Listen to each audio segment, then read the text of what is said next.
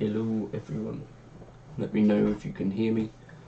I'm turning on, oh that's not the right name, is it?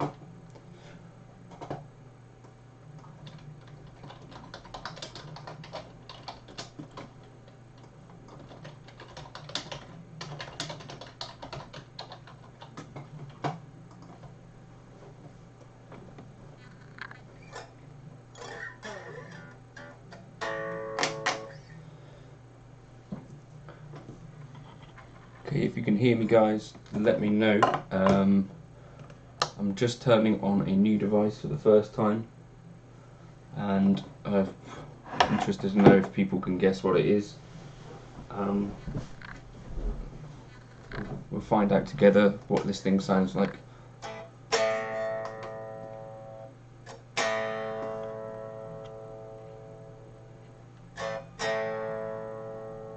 And so far, sounds like nothing.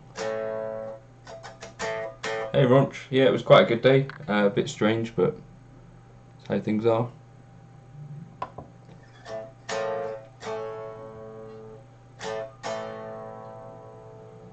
So far we have no sound out of the new device. Why is that?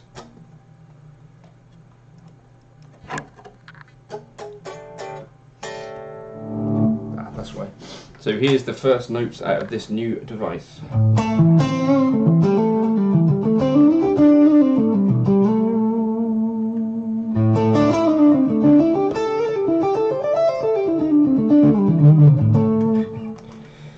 Okay, right. As with all devices, actually I can't really tell you that.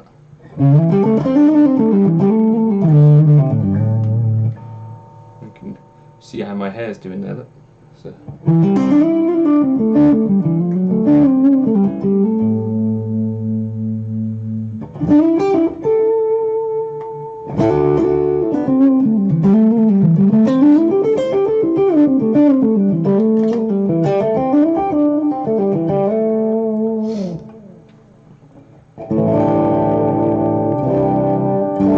Right, so what do people want to talk about today, potentially?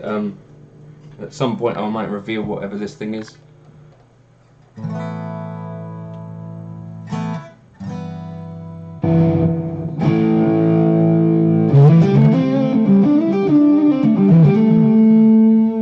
Okay, let me know if it does keep clipping and I'll turn it down.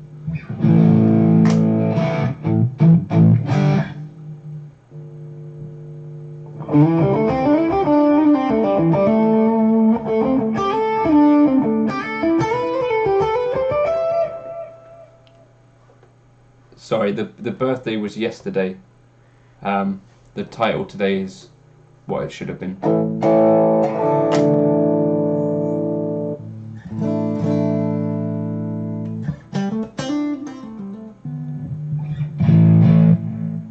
Cheers, Burns.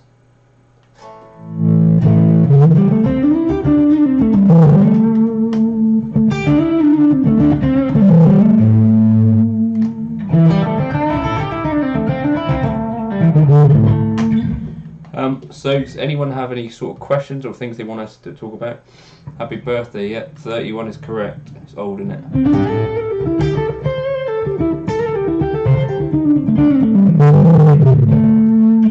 Eric Johnson tone. I'd be happy if it was.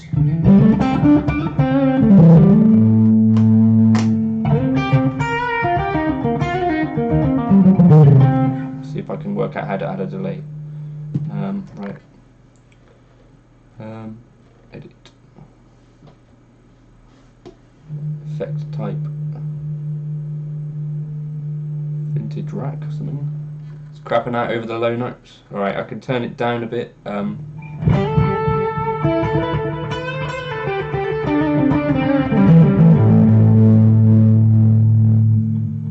43. You're ahead of me. I'll catch you up. Right. Edit. Is it a Spark? It's not a Spark. You're going to have to guess the device if I'm going to tell you. A That's the way we're doing this.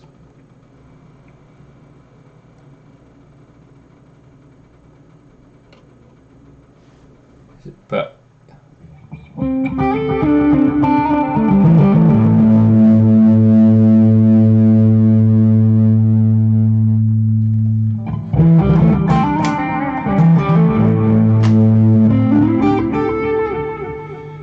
okay, well,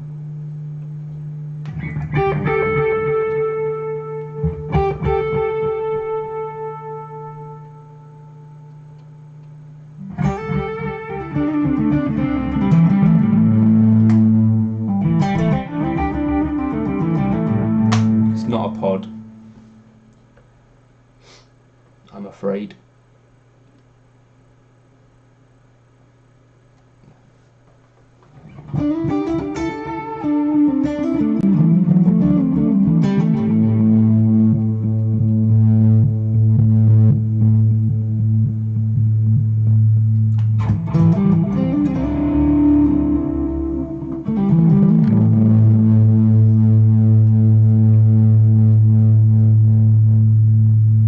Feel free to ask questions about anything you want me to try and cover or stuff. Definitely not an FM3, Stephen, although that may be on the cards at some stage. No, not a Nux. It's not a head rush. I've got the head rush.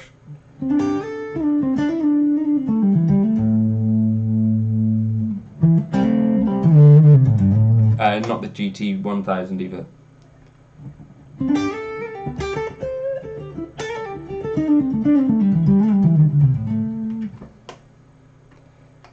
It does have a touchscreen, correct. However, it's not the Headrush gig board. Hey Jason, how you doing?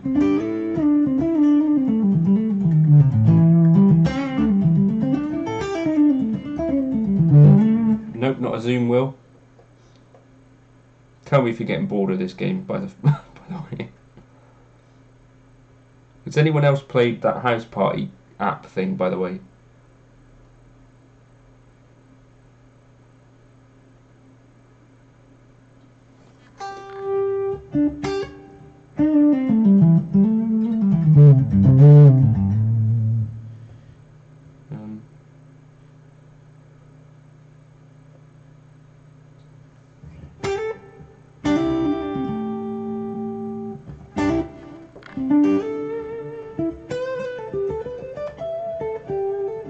But Jason's right, it does have a touchscreen.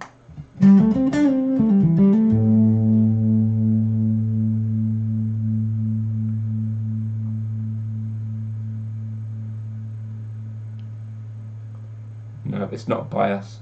Bias, sorry. I don't have an iPad. So I will never be doing any of that.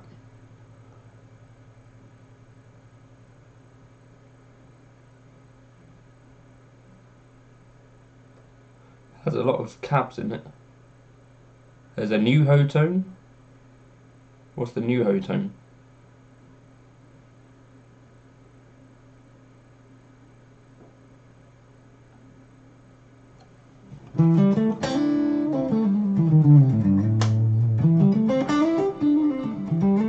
Jason is closest.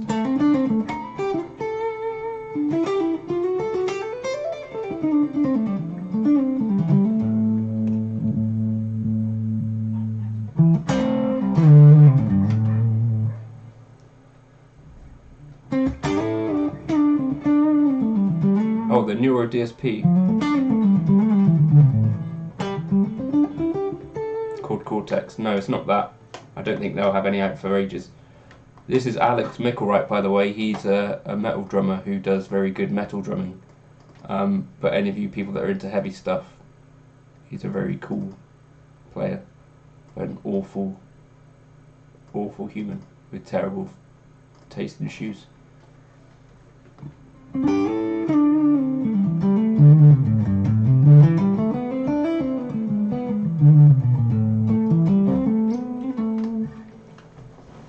What's a Rockman?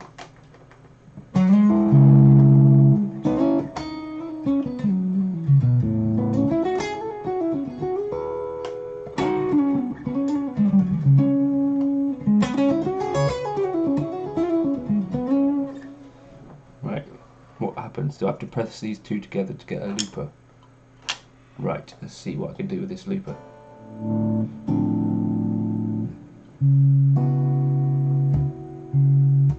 Aaron's correct. So all of the internet points go to Aaron, and some internet points go to Jason for almost getting it.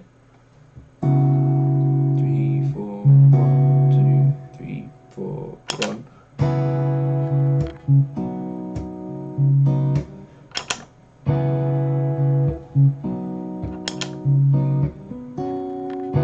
Well, that didn't work, did it? Right, so my first loop was unsuccessful. 1, 2, 3, 4. 1, 2, 3, 4. 1, 2, 3, 4. 1, 2, 3, 4.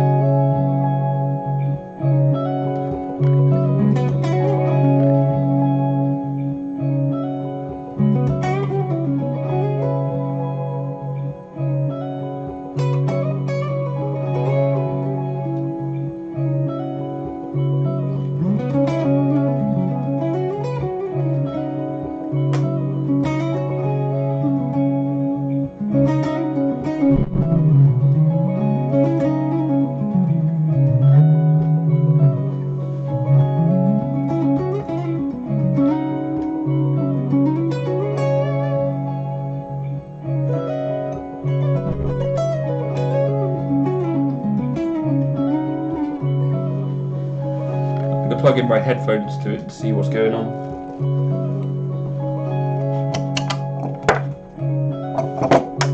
Jason, it's been revealed. Aaron got it.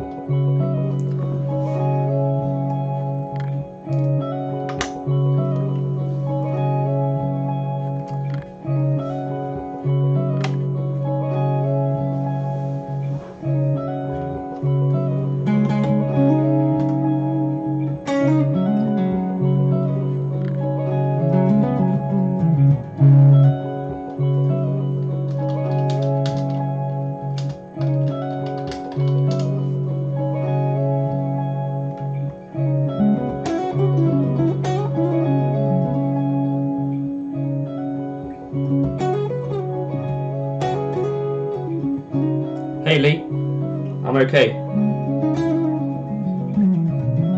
How are things for you?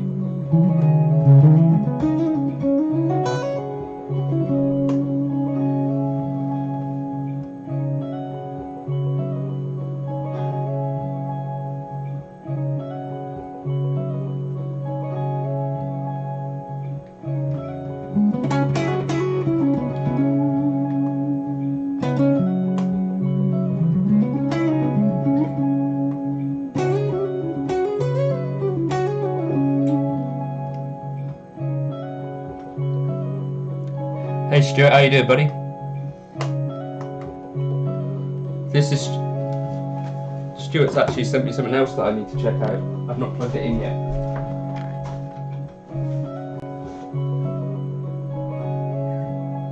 Fuzz pedal, so I need to check that out and plug it in. I'll do that later on.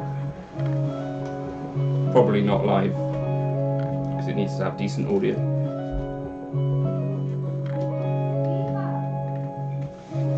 If people are interested, Stuart makes that little pink Antares tube screamer that's one of my favourites now. It sort of knocks the TS10 off the top spot. They're going well. Back to work. You don't work from home, Lee?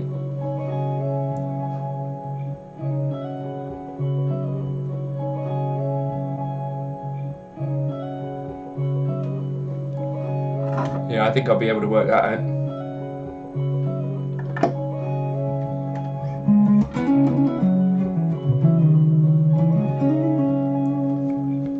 I think this is like a Dr. Z type tone.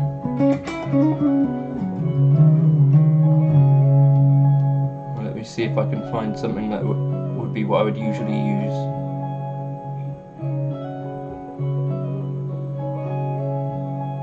Some sort of twin, probably.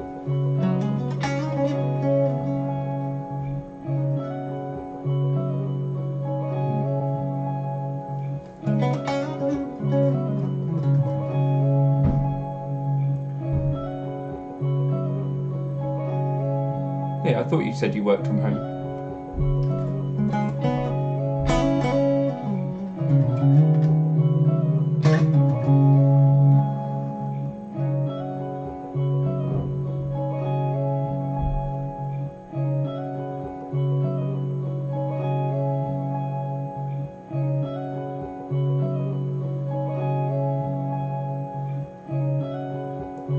So this is strange. I've got it on a Tweed Lux setting now, and the only things that I can change in it are output, tone, volume.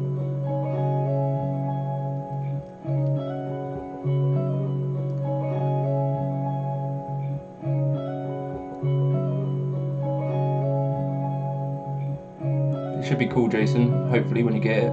As I said, I think yesterday, the looper on it is really fun.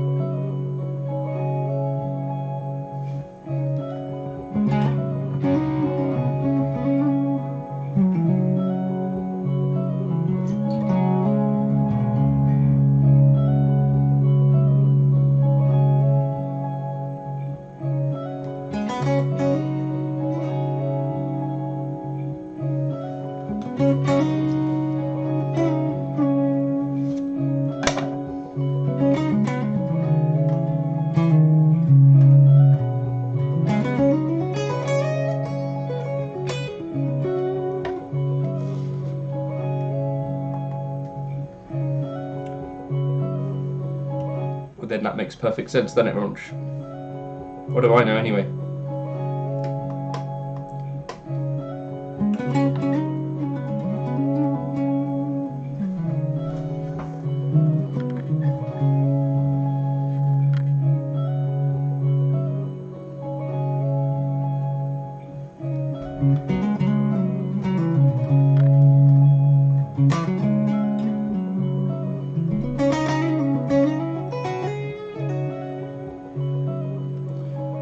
Right.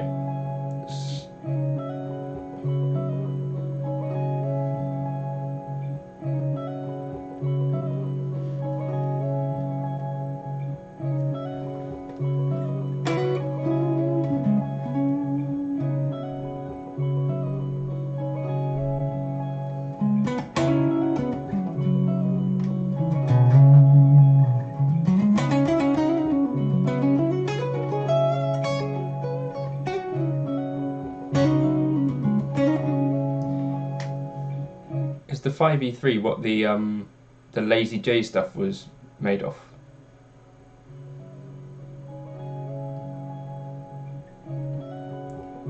Sorry, yeah, I was thinking of Deluxe Reverb, wasn't I? That's what I was expecting, not a 5E3.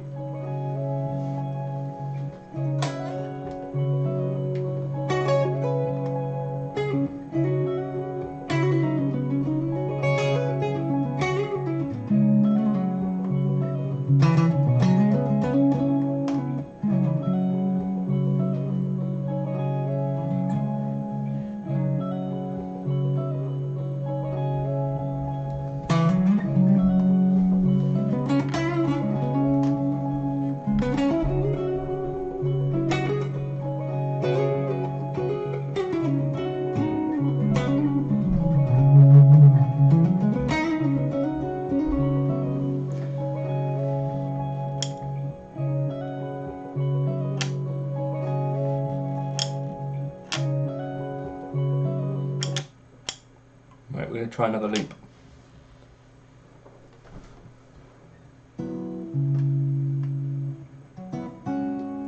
Let's try another kind of loop. Someone pick a key.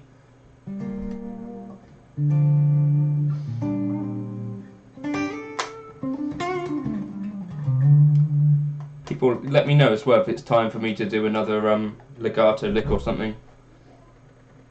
Yeah, that's what I thought I was thinking of, Ronch. It's kind of the Fender amp that I'm used to seeing on everything.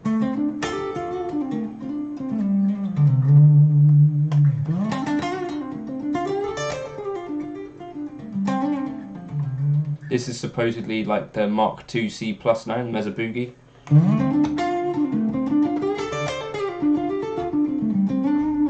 But with the gain rolled back quite a lot. So not the typical kind of tone you might see from that. D minor again. Okay, so let's try and get a loop going.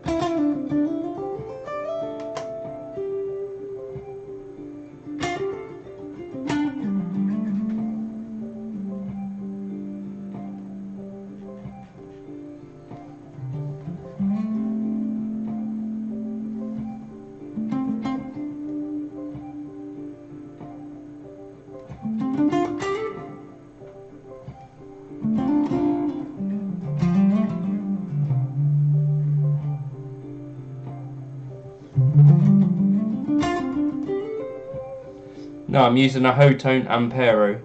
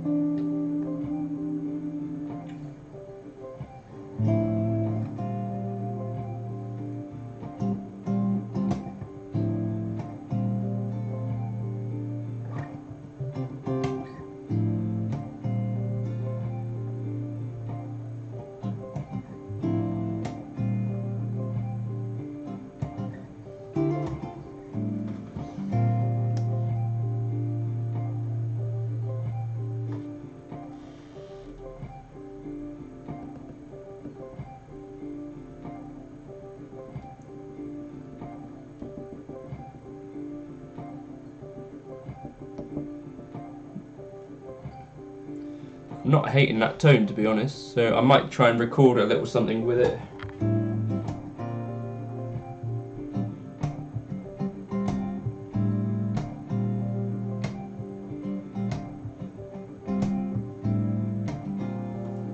If anyone minds, if you don't mind, is it do a little bit of recording? You'll still see me on screen and stuff, and I'll come back for the questions.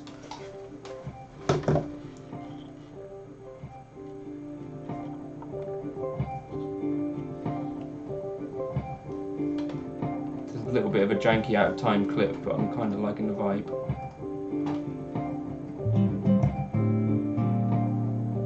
The Ibanez looks nice in the video. Oh, that one, yeah. I think the HX Stomp works well as an all-in-one thing. I'm really happy with it. If I'm doing more of this kind of looping stuff, I kind of like to have the Helix just for some parallel stuff going on as well. Let me know if the audio gets janky. I'm just going to try and do some recording, since no one has said anything just yet. But start leaving comments and stuff. I think it also helps if people like the video. I don't know if that brings a few people in that wouldn't otherwise have seen it, but if you feel like doing that, you could. Leave some questions, I'm happy to answer them. Sort of the reason that I'm doing this. Need a battery.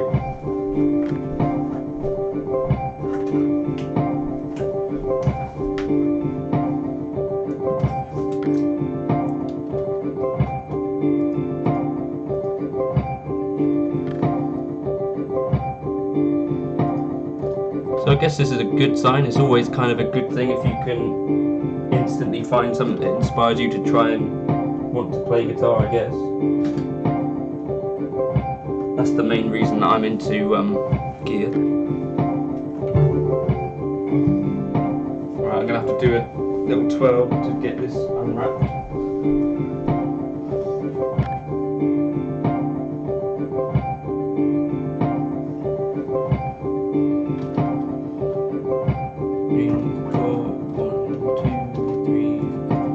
So I'm going to make a loop out of this first. 2, 3,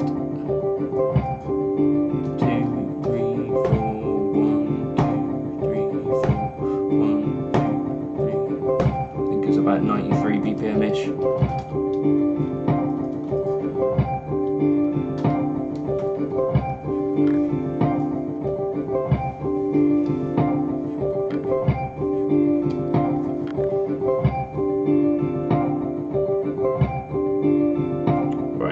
Stop this loop if I can figure that out.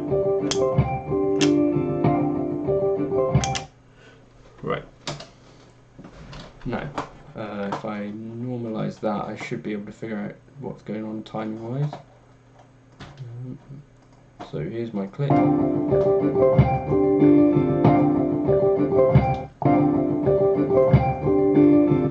So that's a 1.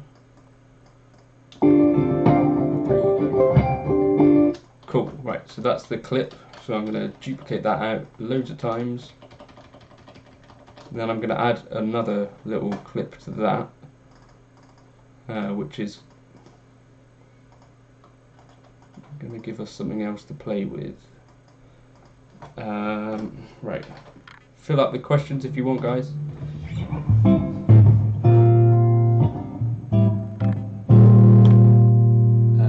So this is going to be something.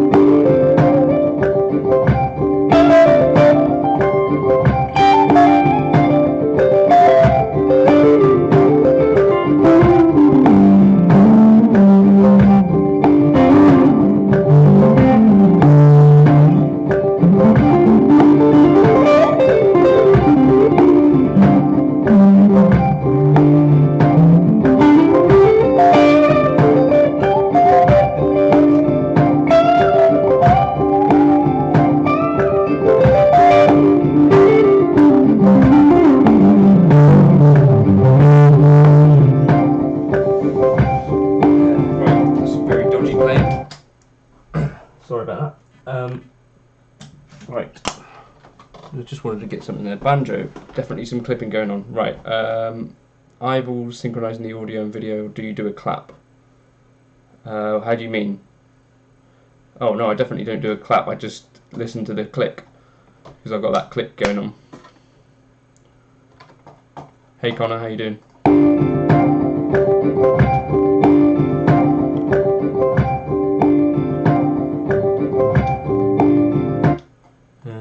Right.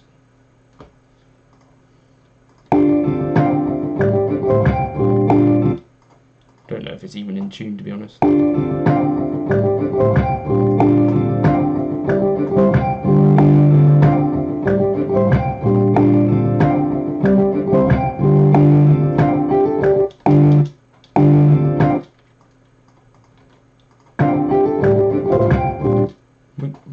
Edit, redo.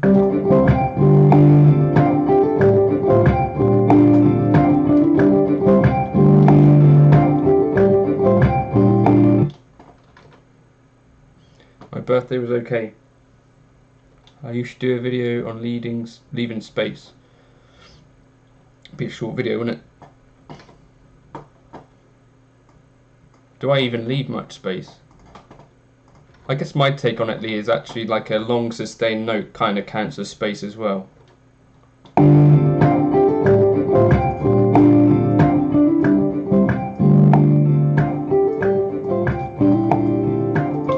Right, I'm going to tune and maybe do another take.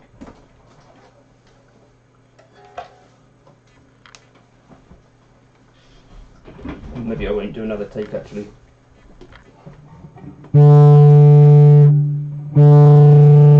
If it's clipping.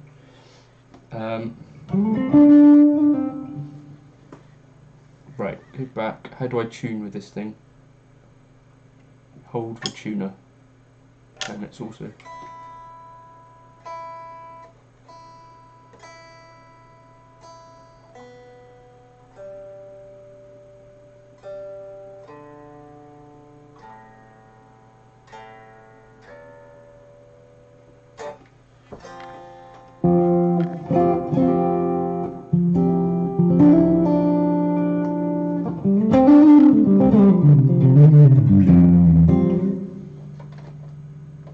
Do you usually think so that I've run-on runs? What's a run-on run?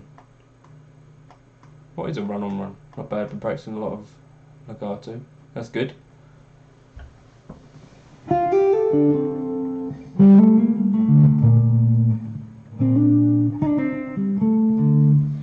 Maybe I'm going to record a better version of this back.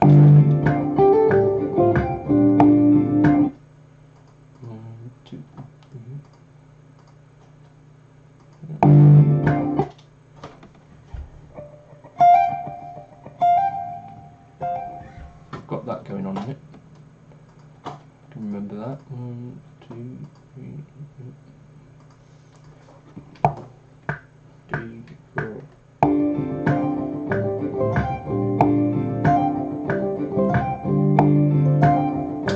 Nope.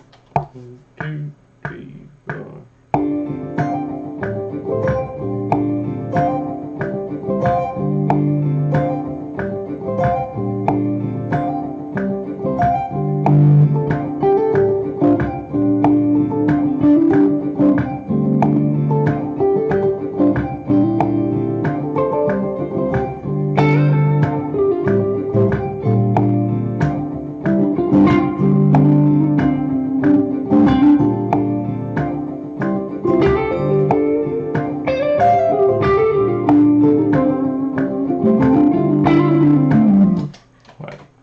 That as a loop. Like a run-on sentence, I mean, do you think about, oh, you know, now's a good time to say a note or leave some space?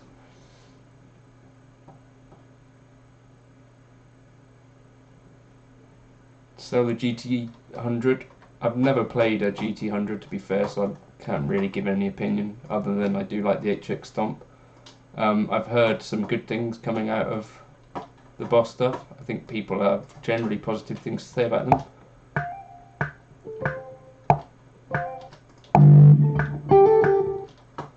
I think I'd say in general most of these devices do sound kind of in the same kind of ballpark. I know that's probably not a hugely popular thing to say, but there's a difference in kind of feature set. But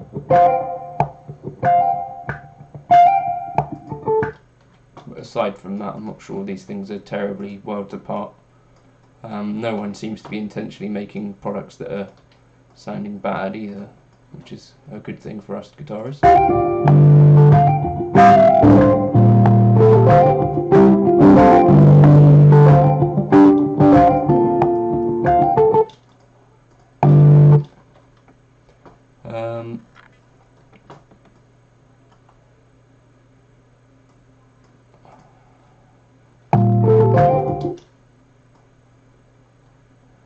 Slightly better versions of the backing track, potentially not. I think that's that sort of sound.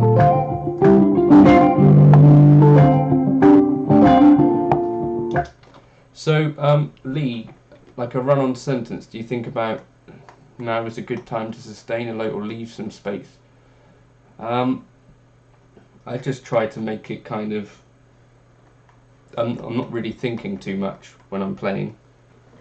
I'm trying to make it sound a bit like music. So generally at the start of a solo I'm trying to do things that sound similar to each other, or something that sounds like a phrase that maybe I've heard in my head before the solo, and I'm trying to like execute that thing, which gets me in like the headspace of, okay, I'm now ready to play a solo, as I think some of my ideas I can execute. But I did describe this the other day. I think mostly what's happening when I'm soloing is I'm sort of listening, first of all, to what's going on in the track of whatever I'm playing along to, or trying to listen to that. And then also a case of kind of listening to your own playing at the same time. And so then you might hear like a phrase which jumps out at you like, oh, that's kind of ripe for repeating or modifying in some way.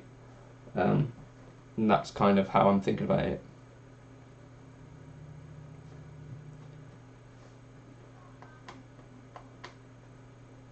Yeah, I'm not sure I know what you mean by run-on yet. Like a run-on sentence.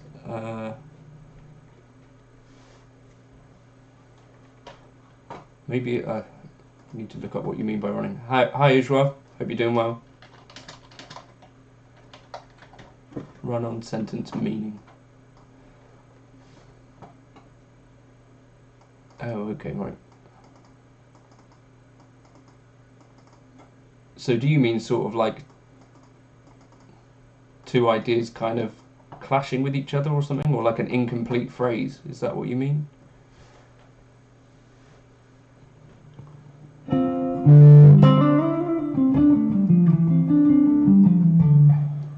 One of the things that I guess I try to avoid is that maybe you've seen some of these kind of solos that crop up from time to time, you know, in some people's playing. I don't know whether it's because they're writing their solos or what, but like you see these things where they go from like one sort of idea to another. Yeah, I sort of get what you mean there, I think. So it's just a garb. So the other weird thing about this is, like, you know, in jazz and stuff like that, you obviously get, there's a bunch of like solos which are just consistent 16th notes throughout, and so there's another kind of way of kind of phrasing within that structure of always playing. So I guess there's a space element in that which is a bit strange.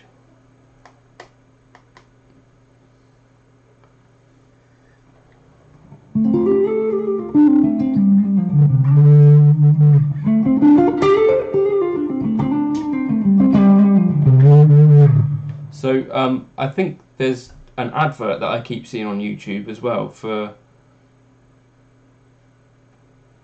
yeah, that might be like a Nerves kind of thing, Lee, or something like that, maybe.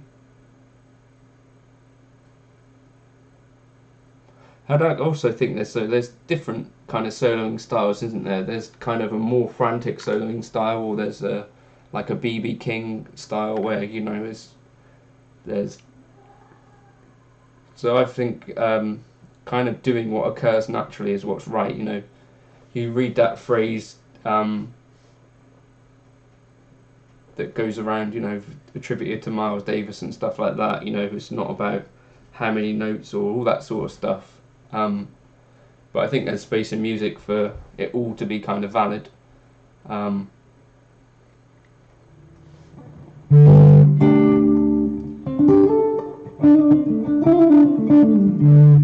One thing that may be worth doing is, this is kind of a fun-ish exercise, is to play a phrase and be conscious about trying to like land it and end it on a snare drum, and then kind of pick back up on a snare drum or something like that. So it'd normally be either beats 2 or 4 or 3.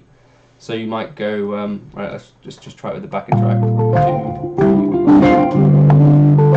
3, 4, 1, 2. So I'm going to try and come in on a 2, 1, 4, 1, 2, and then end on a 2, 1, 2. That didn't end on a 2. 1, 2.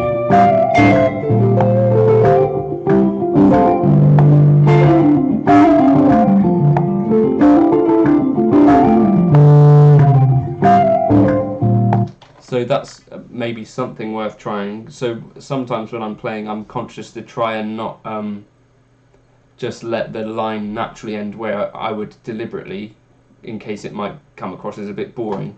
So I'm trying to let the phrase kind of find a way to end somewhere more interesting. Does that make sense? Like rhythmically, like I might try to get it to end midway through the next bar, kind of play over the bar line. I don't know if any of that kind of helps, sort of. Yeah, and anyway, as I was saying, there's this Hans Zimmer advert that keeps coming up on my YouTube for maybe like 3 or 4 years. Sorry, bass clipping. Apologies. Hey Juice, how you doing? My lives are generally last minute. I don't know how long I should leave it to get a notification. Cheers though, Johan. Maybe I can... No, I can't really do that on me. But yeah, he says, he like plays one phrase and goes, this is a question, and then he plays another phrase and says, this is an answer. And I feel like that's kind of a... I feel that's kind of a helpful thing. So if you could think about your phrasing as coming in twos. I don't play outside as well. I try to play everything pretty inside, but the only thing that you might do over the 5, or that I might do, is play over the 5th. You could play the tritone above it as well. But most of my playing comes from within the chords or the altered scale, so nothing actually technically outside. So if you're thinking in terms of questions and answers, I guess you're kind of thinking about the shape of the phrase.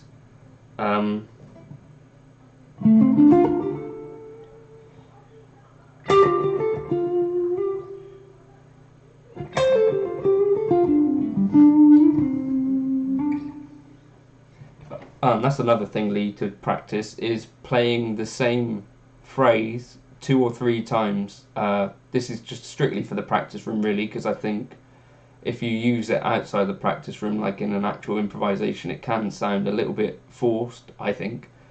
But trying to play the same kind of phrase 2 or 3 times to kind of get a little bit more control over what you're improvising. Does that make sense? So it's kind of forcing yourself to be a bit more conscious of your playing in the moment, because you know that when that bar comes around again, you're going to have to do that same thing again. And it also makes you a little bit more sparing with the amount of notes that you play, you know, because like my memory is about 3 or 4 notes, and then outside of that it gets a little bit iffy. But if you try to do that 2 or 3 times, you know, with any phrase, I think that can help you to be like conscious of what you're playing a bit, if that makes sense. And naturally space will occur around that, because it's not really possible to play a constant stream of notes whilst repeating and, you know, being conscious of that repetition thing. I guess you could think of it like a super simple fugue. So in like Baroque music, I think the thing is that you have a motif that starts in one hand and then repeats in the left hand, but by that point this other hand is doing another thing. And you can do that with sort of a bunch of different voices. Super complicated thing, I think, to get your head around improvising, but I think it's that kind of simple approach maybe helps with stuff. Let me know if the clipping gets unbearable and I'll change over to my Helix. I'll just try and record one little idea here and then probably go over to Helix.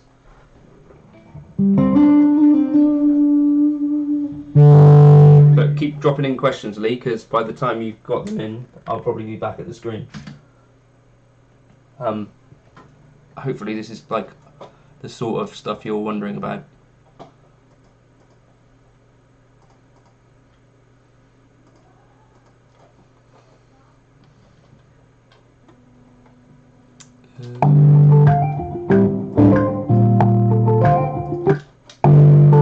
Right, so we're going to go from here. Right, I'm recording, and right, keep the questions coming and I'll answer them. I'll think about that as I'm playing.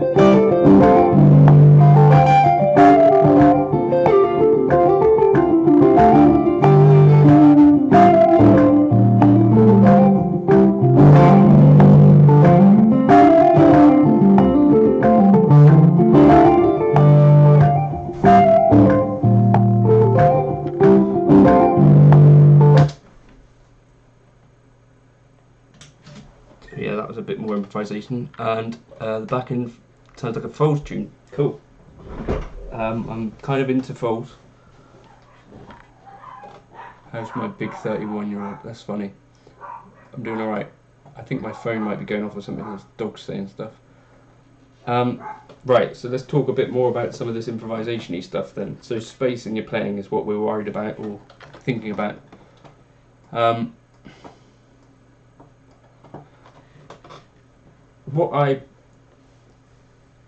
The way I kind of think about this a little bit as well is, you know, when you don't really know what you're saying, or for me this is what I'm talking about, or if I'm playing over something that I'm not super confident about, or if I'm nervous or whatever, you find, or I find, that I'll say potentially more things before I've actually thought about what I was going to say, and the sort of words just, like you say, Lee, I guess they kind of fall out.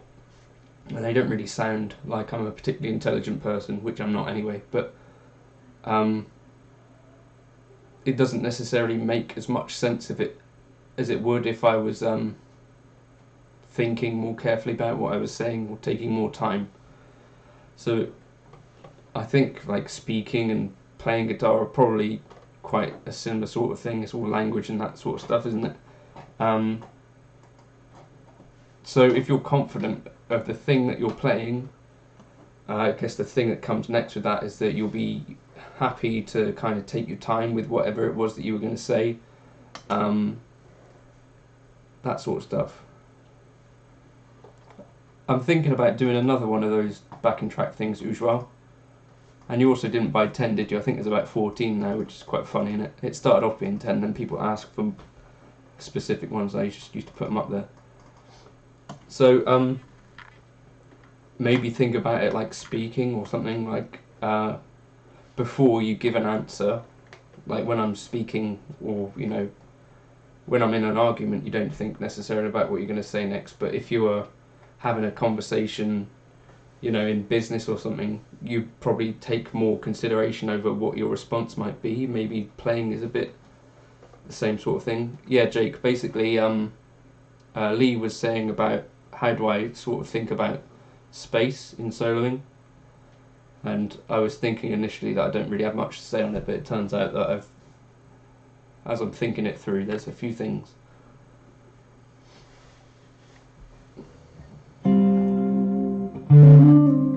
So one of the things that I just made a suggestion for was like maybe, so longer notes I kind of think of as a gap in the phrase as well. So for guitar we can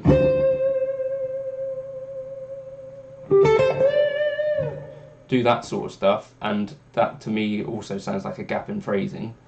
And then one of the other suggestions I gave was that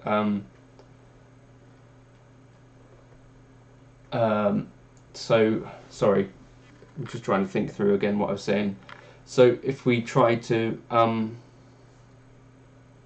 think about the starts and ends of phrases, I would think about them in relation to whatever's going on. So things is I might kind of think about where the snare's going to hit, and I might try to start a phrase where the snare hits, and then I might try to end that phrase on another snare hit, so that it kind of takes you away from the one a little bit. Does that make sense? So you're kind of playing over a bar line, and then sort of as I'm feeling like a phrase, the shape of the phrase is coming, I might go, alright, I'm going to extend this phrase for a bit longer, because I can feel it's something like a bit more interesting, there's a tension growing, and then I'm going to end it, you know, as the phrase is happening, I'm thinking, alright, I'm going to try and end it with some intent in a minute.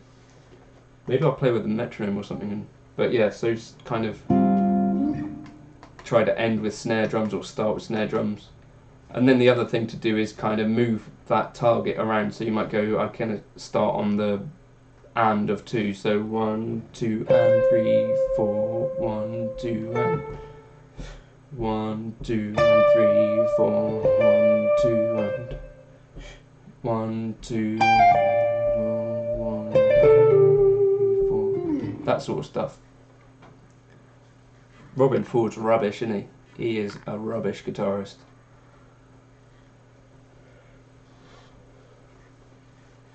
No, he's absolutely one of my favourites.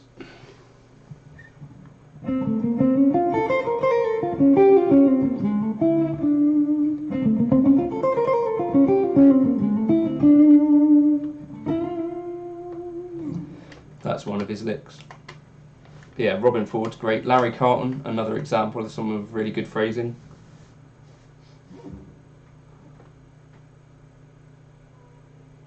But and the other thing I was saying was, obviously there's different kind of personalities of phrasing. So you get some people that talk really fast, you know, small gaps between playing, that's fine. You get people that talk slowly and deliberately, or people that just talk slowly in general and sound like they've been hit in the head like I do. Or, you know, you get a player like B.B. King who, you know, there's seems to be quite a lot of space. John Mayer, quite a lot of space, you know, it sounds like he's letting the notes kind of breathe. Then you've got like country players, you know, Albert Lee, there's not a lot of space there, a lot of notes. You know, you've got shred players, a lot of notes there. It's not to say that there's any kind of bad thing to any of that. Obviously Albert Lee's a fine guitar. What is going on? No data. I don't know if this might have just crashed. Let me know if I'm still here. I've got a thing saying no data. Don't know what that means. I don't know. Maybe it's still here.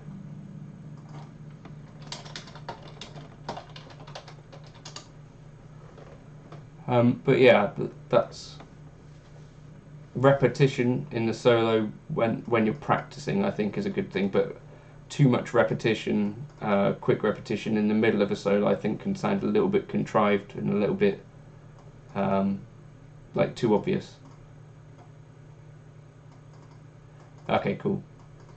I think probably the thing is all of our favourite guitarists will have really good phrasing. You know, Eric Johnson, really good phrasing. Not tons of space, but, you know, But all of our favourite guitarists are probably going to have something cool going on. And I think there's something about connecting ideas, I think, is kind of the key to it. And one of the ways that I think about it is trying to think about what the opposite of like a well-phrased solo might sound like. And I guess one of those things might be, it just might be a lot of disconnected ideas, or it might be a thing that sounds like you're working through a lot of exercises. Like it might be, okay, there's this 4-bar sweep section, and then a 4-bar section of tapping. Certainly when I started playing guitars, I had these sort of things. Melanie Faye. She the D'Angelico person? Quite a young girl. Yeah, great player.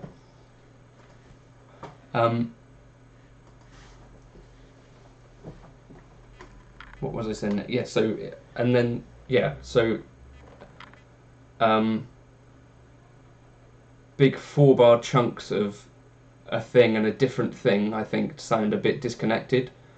And then, you know, if you've got a bar and then another bar, if these ideas don't ever overlap, I think that sounds a bit disconnected. But playing over a bar line, I think, can start to have a sound. Thinking about where a phrase starts in the bar and trying to end it in the same place or something like that, or come back to that again. Having kind of polyrhythms that go across stuff, so...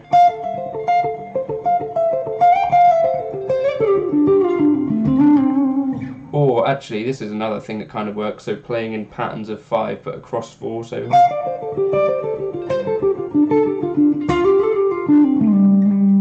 I think that can help the sound of a phrase. It makes it a little bit less predictable, perhaps. Trying not to do too much stuff which is just working straight through you know, a scale kind of sounds a little bit, I guess predictable is the word, I guess, because your ear naturally is going to guess that.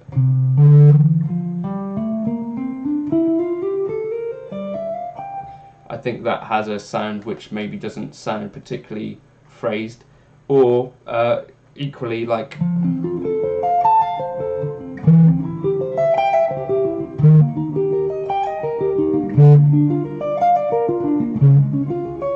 that kind of thing doesn't, to me, scream phrasing. So I don't think necessarily, you know, like a whole 6-string arpeggio in the middle of a solo sounds necessarily hugely like musical.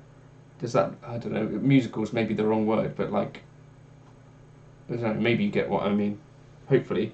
I'm not necessarily trying to make judgments, I'm trying to say the things that I think don't necessarily sound like they're all connected. There are obviously places, so like in the middle of Eric Johnson's Manhattan solo, there's these 6-string arpeggios that do sound connected, that I can't play.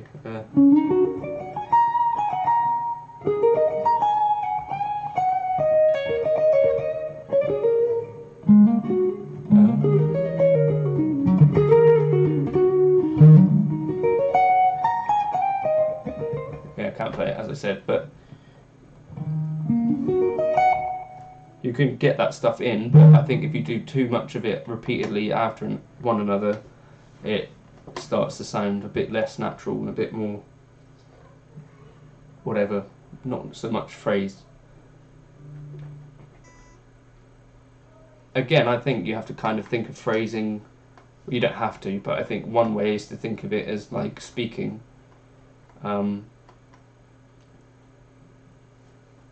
Ujwal, I think you should probably practice targeting chord tones, but I don't think you should necessarily think too much about when you're playing. A good workout warm-out would be Eugene's Trick Bag. I know it's a Steve Vai tune, but I don't know how it sounds.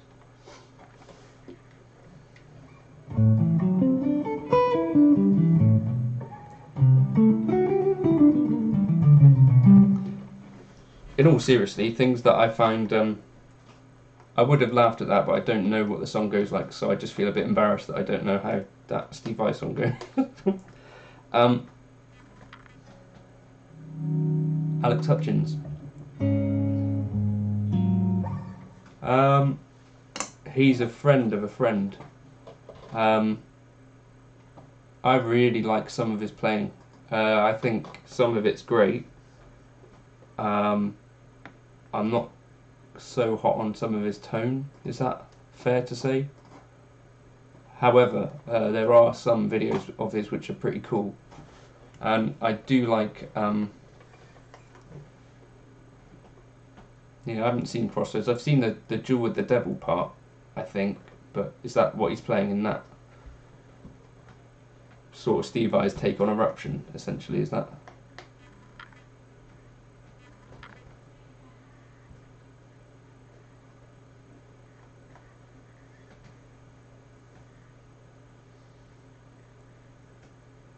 So there are huge chunks of Alex Hutchins playing which I really, really like.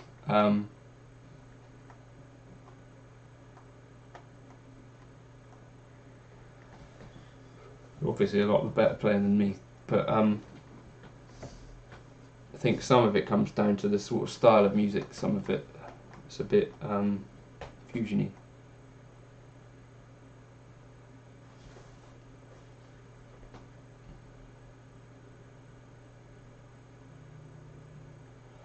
I think if you listen to I think it's cool. You've got to have your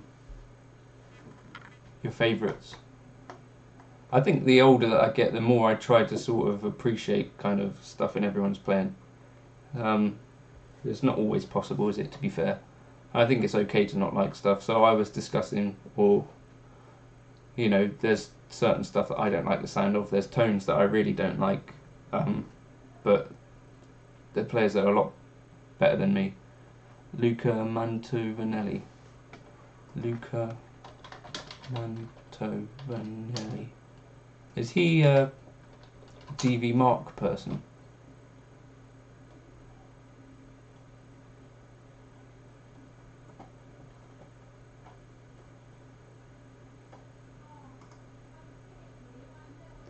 Yeah, I think I've seen that guy before. He's a good player.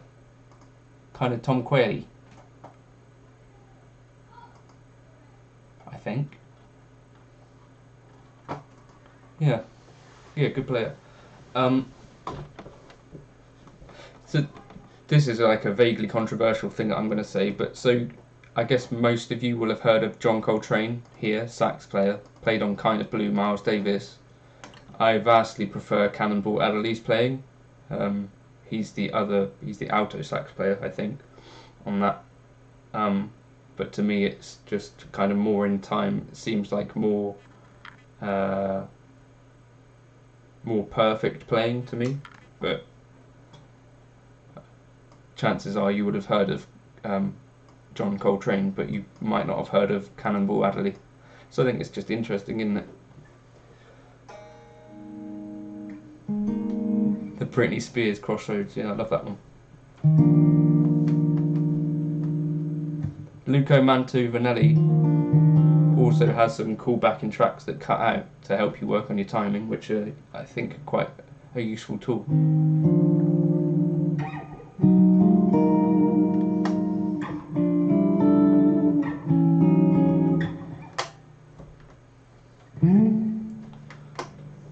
What shall I try and play? Anyone got a key or something they want me to do something in?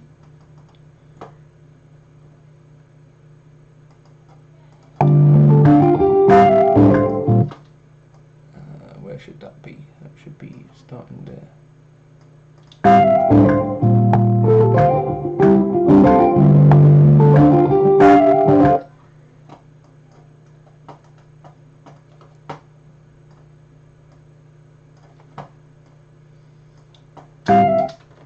Yeah, but there are some. How do I deal with criticism? Not very well, I don't think. I'm not sure at this stage. I don't really get much, just because of the size of my channel or whatever. It's not like there's loads of people seeing my stuff. I don't know. Criticism. Self-criticism, I think, to a point is useful to get you to want to practice some stuff. G minor to G alt. Okay, we can do that.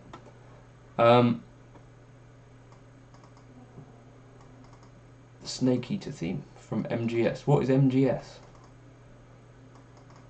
But yeah, self-criticism, I guess, is valid if you're doing it in a targeted way. So, you know, if you're listening, so specifically one thing that I like to work on is my timing. So, you know, I can listen back to my playing with... I think I'm still on. Oh, Metal Gear Solid. Sorry. That's the one with the seagulls. But yeah, self-criticism. Ready for another 7 chords. Okay, awesome. Are you also ready for a legato exercise? Because that was one that I was considering doing another one of soon. I'm actually working on, I don't know how many chords it'll be if I'm doing a cycle of 4 and 12, 4, 12. Good maths.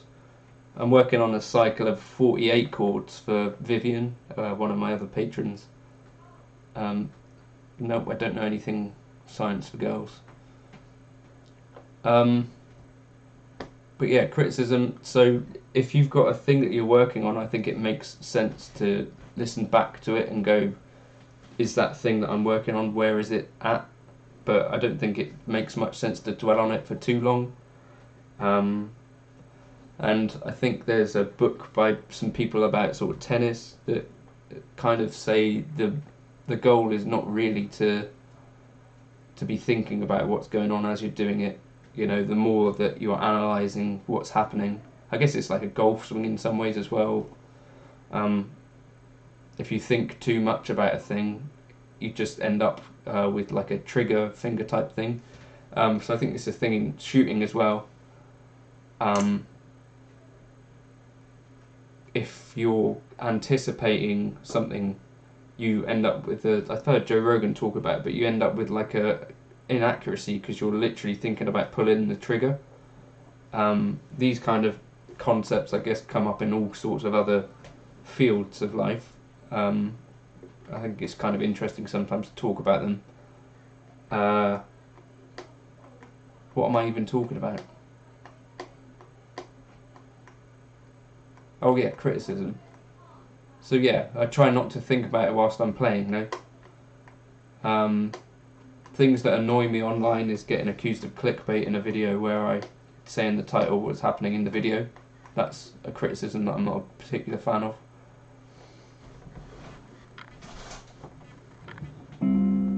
Tennis and Joe Rogan, yeah. Should have been tennis and Brian Callen, shouldn't it really? The arpeggio thing I did with 1 note per string. What did I do with 1 note per string?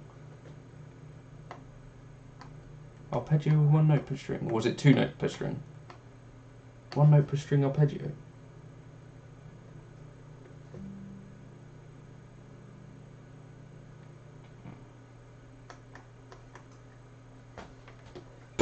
Sorry.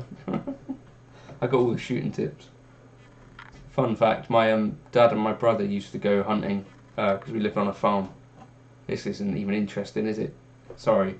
But I've shot a gun once, like a shotgun. I shot a pizza barrel and that was it. I didn't bother going out because it was always wet. Forget it. Yeah, I don't think there's a time and a place for self-criticism, and it's not whilst you're playing.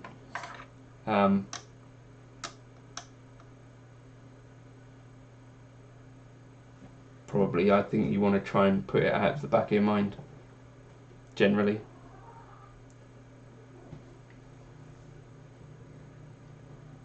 Do you do my own? Nah, Jason, so my feeling on this stuff, and this, again, probably an unpopular opinion, is that if you put new strings on a guitar, it basically generally goes back to how it was before you had old strings on it. Right, cheers Connor, sorry there was nothing useful for you right now. Hope you're well. So intonation and stuff goes out as your strings age. I think that's probably an uncontroversial fact. And the other thing that changes on a guitar is over the year, it kind of, the humidity changes. Certainly in England it changes sort of between two states, so I have to kind of adjust the truss rod on some of my guitars once or twice a year. But other than that, I just put new strings on and then it's fine. It's my general opinion on it. Again, it's not one that's going to get the attention of any luthiers. Although, actually saying that, if I wanted a nut replaced or something like that, I could very well, I'd get that done somewhere else. Or, you know, if I needed, I have refretted a guitar before, but I don't think I'd do it again. And at some stage this guitar is probably going to need a refret. But it's okay at the moment.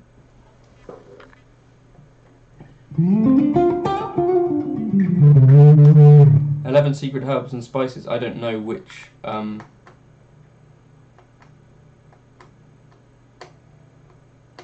yeah, same as me, Jason. Then strings do I use? I was a Pitbull strings artist until I wasn't, and then D'Addario 11s, got a lot of them. I've got some string joys that I need to check out. You restring yours once a week? You're mad, man. I restring mine about once a year.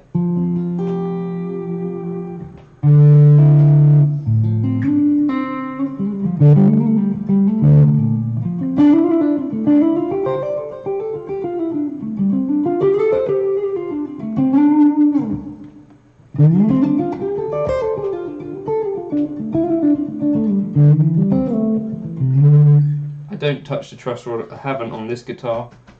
That Telly, the white one, I've adjusted the truss rod a few times. Some of my jazz guitars I have to adjust the truss rod. Alexa Nanowebs, that's cool. What 11 Secret Herbs and Spices? I have to say that every time I say your name. I need to ask you, what was this one string, not one note per string? What was I doing?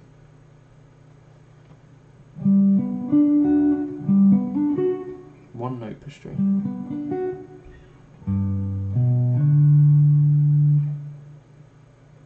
Yeah, I like the idea of stainless steel. I've got it on 2 of my guitars.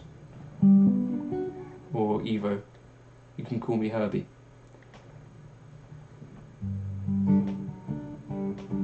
Yeah, those were the first strings that I used, Jason, I think. Actually, roto sound equivalent.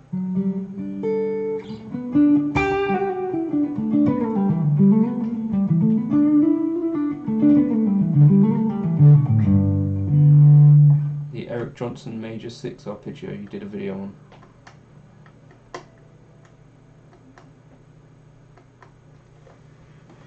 Patreon tab. Why am I drawing such a blank on this?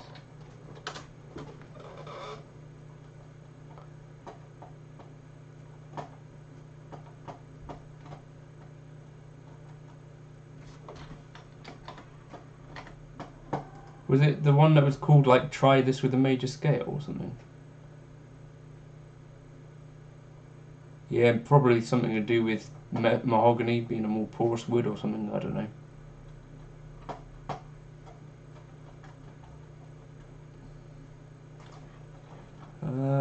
Tabs. Was there a tab for it?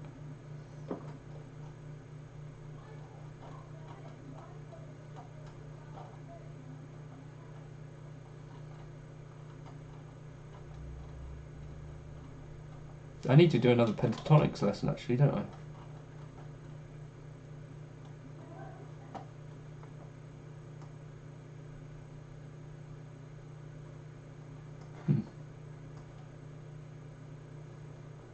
Can't find it. Arpeggio through the major scale. It's the PDF. Oh, what, this thing?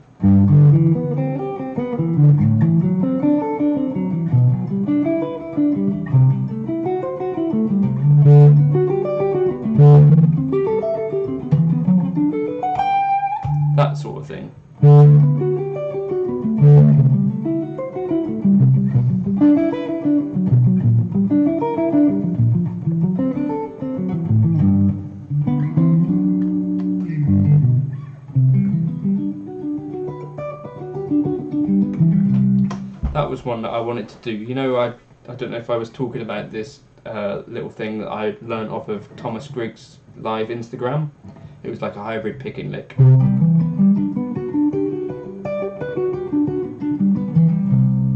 I wanted to take that all through the scale, so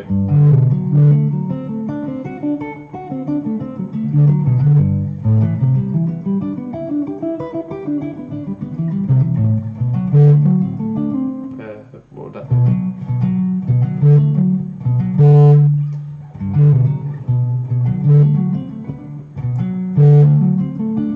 Well, I can't do it really.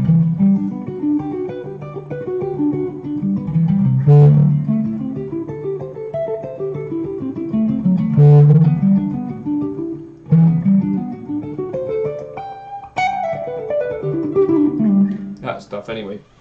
Sorry, my playing's a bit all over the place, but that was one that I wanted to do a video on. I think those are really good ways to figure out whether you, well, not know the thing, but it's another way to shed another, like, I guess if you think about the major scale as like this thing that's on the neck, you've got all these kind of angles on it. Does that make sense? You know, like on a plan you'd have elevations from like the side of the building and all that stuff. So you've got like G major, you could view it as all on one string up the neck. Or, you know, this way. But then there's also these, that sort of thing, which is also, I think, useful.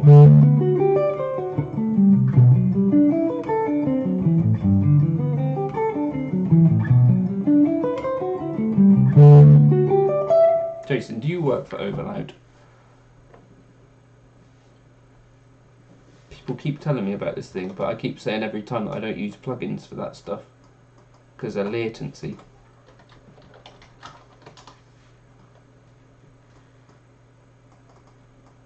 Are you telling me that I should try it?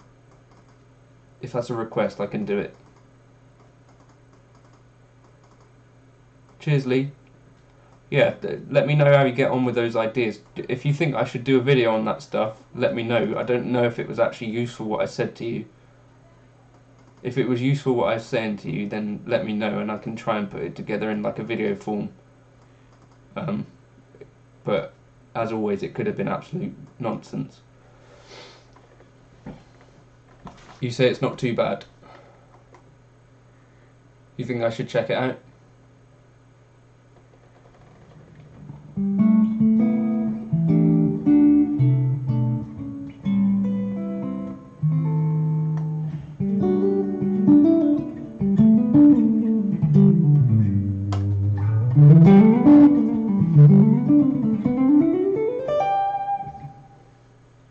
If I don't like it, delete it, yeah. What are you saying how to, Jake?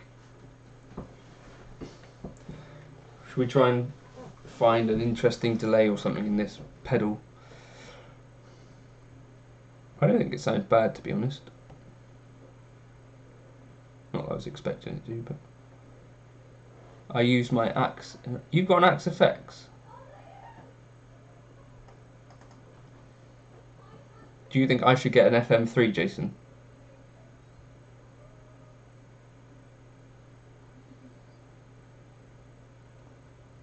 Oh, how do I do this? What's Izumi?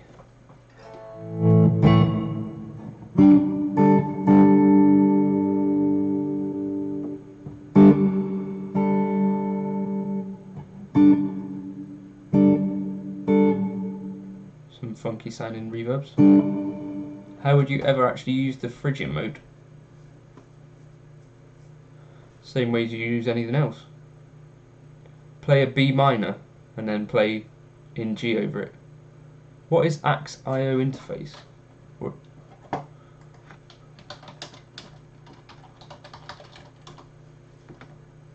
Oh, an IK multimedia thing. Cool. You think I should get the Axe Effects rack?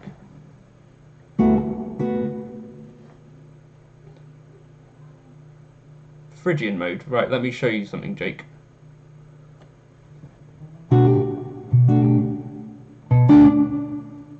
Well, that That doesn't sound like a particularly special reverb to me.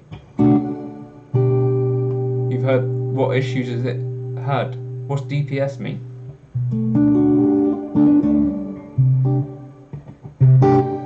That's not a good sounding shimmer, is it? How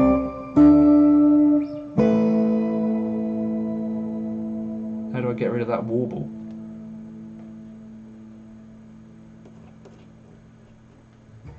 How would you describe a DSP issue?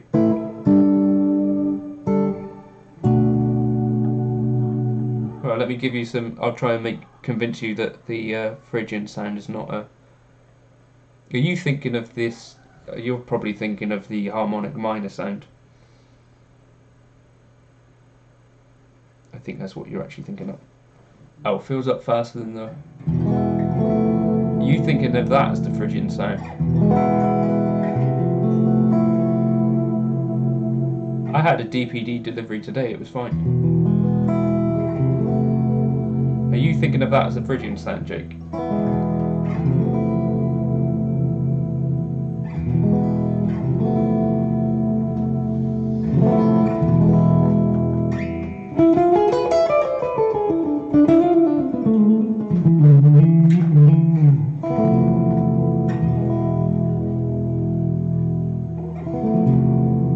You're not thinking of that as the Phrygian sound.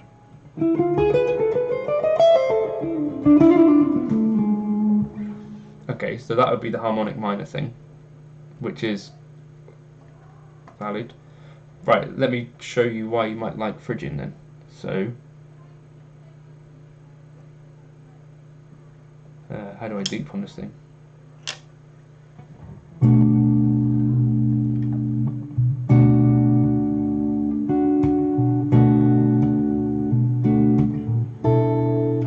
Well, it's like the first chord of. I like that sound. Alright, ready, hold on. How can I do a loop on this? 1, 2, 3, 4. 1, 2, 3, 4.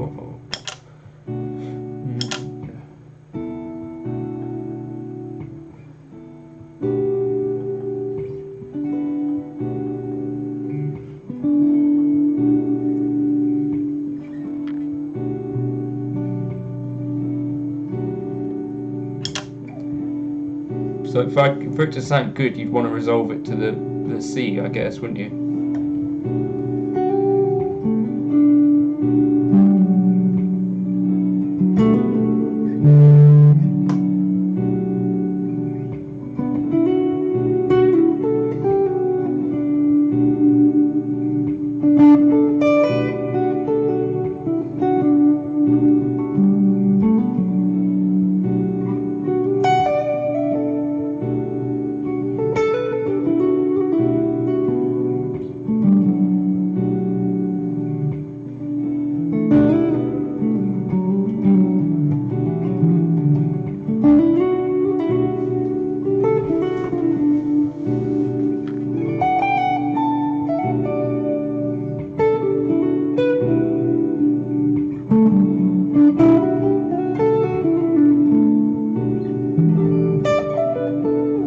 I think it sounds alright.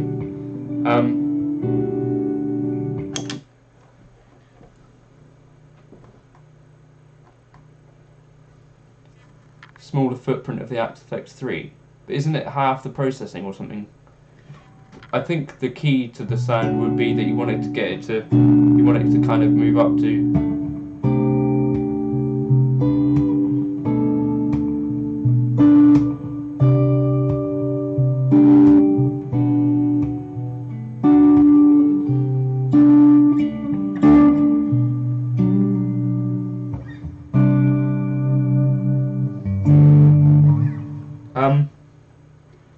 I had a music teacher in secondary school who used to say about this B minor always really had to move up to C, so you get the like Puff the Magic Dragon kind of progression.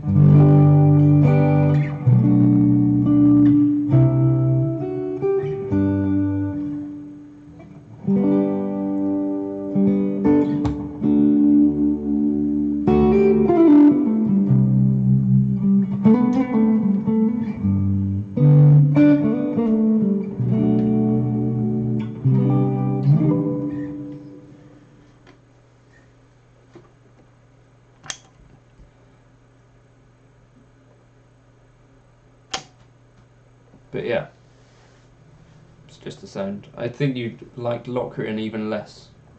Check out Locrian. That's got a very weird sound.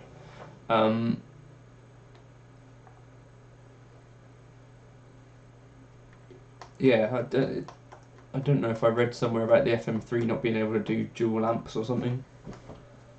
Sounds like a bit of a retrograde step, if that's a thing. Right, how do I put on some effects on this? That's a compressor, Zen Garden. Right, edit.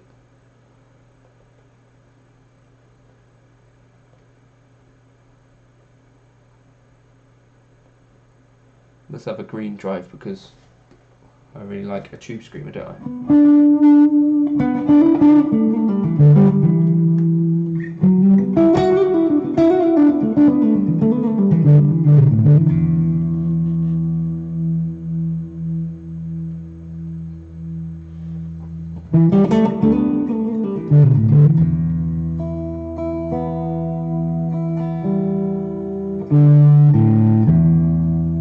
Talking of strings, I think it might be time to change them on this one.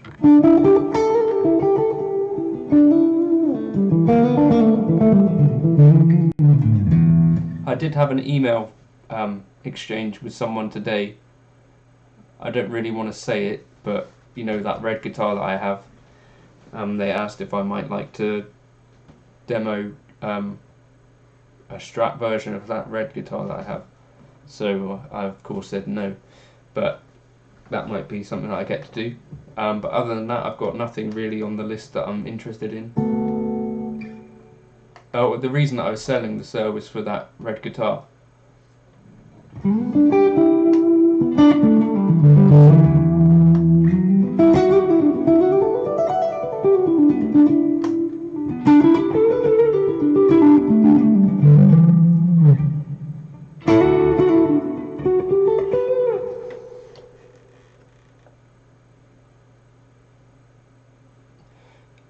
So this is quite interesting because I don't know if any of you saw my review of the head rush. One of the things that I found with the head rush was that it's got, although it's got some great sounding stuff, there's quite a limited amount of kind of gain pedals. Luckily it's got a tube screamer, which is my favourite.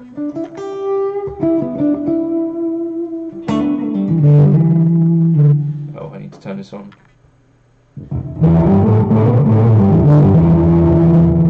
Interesting.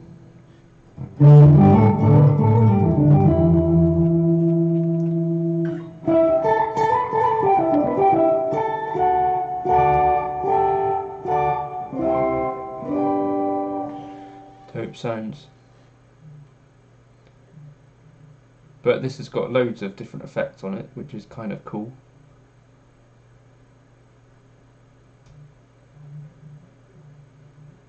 Let's find how touchable will this be?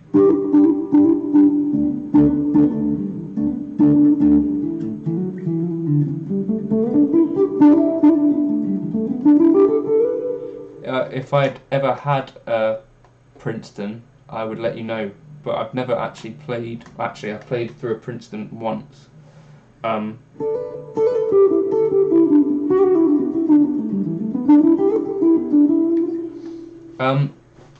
I've never tried a Maxon SD9, no. I've never played a Maxon anything.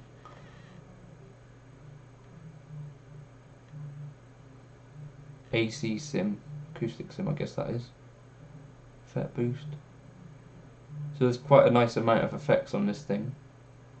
This is a Hotone Ampero, Jake. I just thought I'd buy it because a few people have asked me about it, so I thought we'll see what it's like.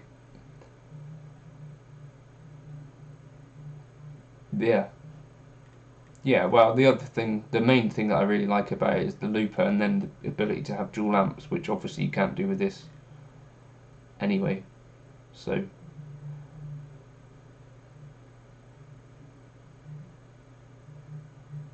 I think there is work being done on the next iteration of Helix, Stephen. Not that I know anything about it, but I can't imagine that they wouldn't move down to that touchscreen territory. Sorry, that's probably quite loud.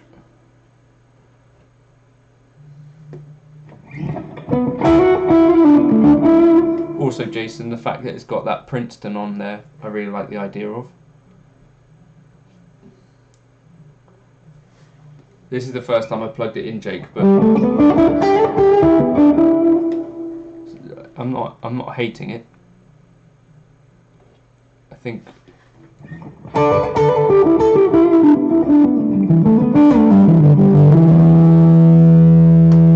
that's supposedly the green, so their take on a tube screamer.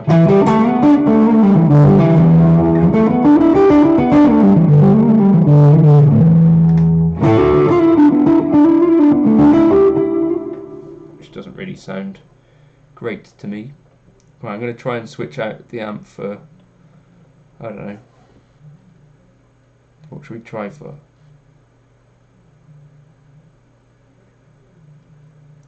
Yeah, so the other thing was that I've now kind of discovered that I can, with the 6-button looper on the Helix, you can do the reverse thing. You can't do the speed thing. But the other really cool thing with the looper on the headrush is that once you've recorded the loop, you can get it to say do it twice or whatever. Hold up the device. Everything's going to fall off, but yeah, there's the device. Quite a nice size. I'll probably put up some videos with it at some point. Too loud. Alright, sorry.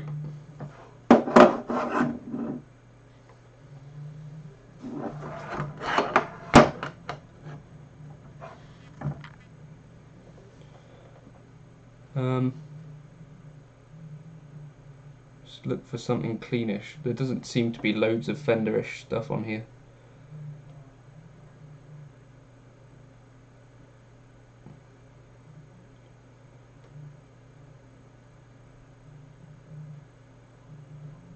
Bassman, Black Twin, Vox, Superb Jewel Clean. That's probably like a Supro.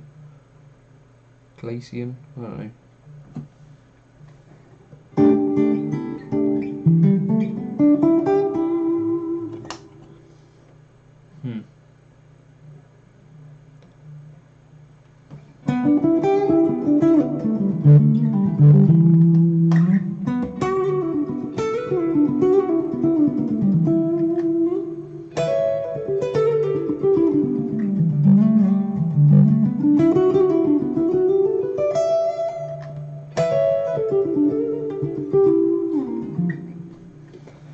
Right, any other questions and stuff? I'm going to have to go and do something else in a minute.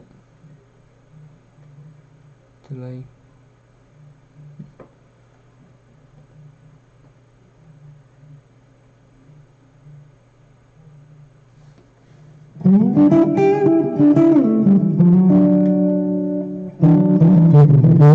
That's quite a bassy sound, isn't it?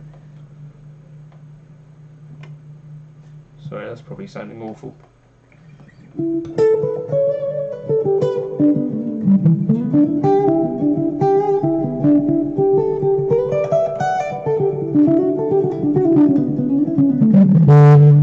Yeah, sorry, that's very bassy. What would Glacian be? Turn the bright switch on. John, what's for supper?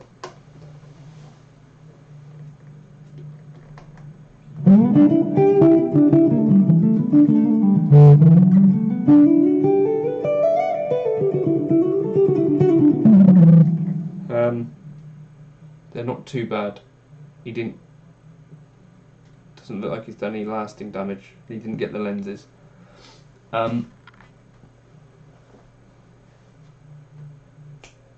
Curious to see some tweaking with the dude pedal. What, on the headrush? I don't have any clone pedals. Can I pay by cryptocurrency for Helix patches?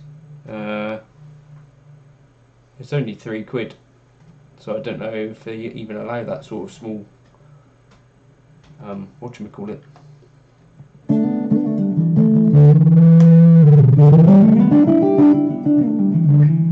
I don't have a clone or a clon type pedal, so I don't think I can do anything like that at the moment. Do you mean through the headrush, or do you mean the dude in general with anything else?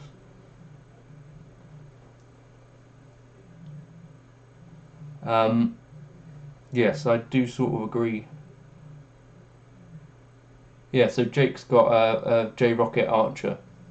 I'd say the dude probably has a bit more gain, doesn't it?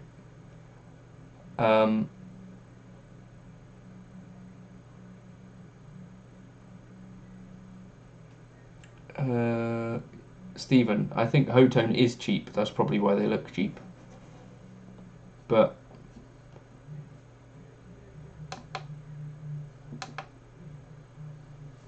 oh, just the dude in general. With which device?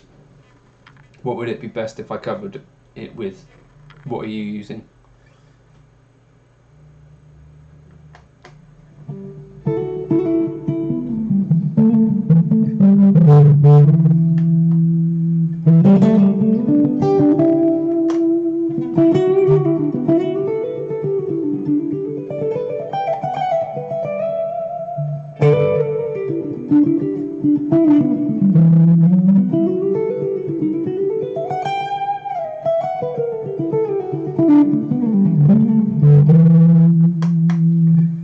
Yeah, that's quite funny on it, Jason. I wouldn't say it's very good, but I think for the money, like, what did I get mine for? 40 quid or something. It's like the price of my Boogie combo. Which one? The Cali Tweed or the Mark 5 or what? One of them. But for 40 quid, I think it's really quite a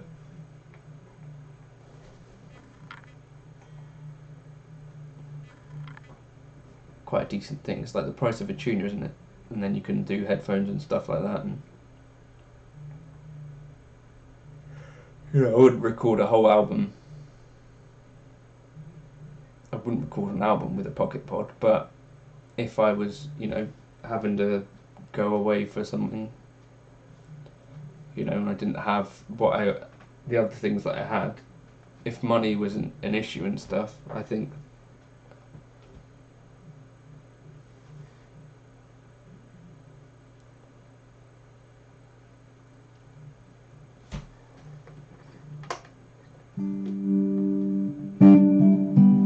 yeah, without that software, Jason, I think it's more or less kind of useless, but with that software it's pretty decent.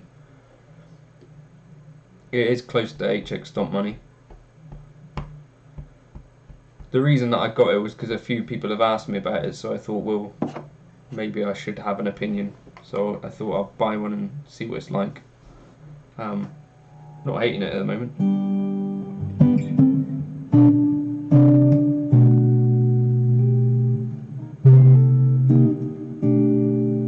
So I think it looks like you can have 1, 2, 3 effects. You've got an amp block which is always there, a cab block which is always there. I think you can load IRs.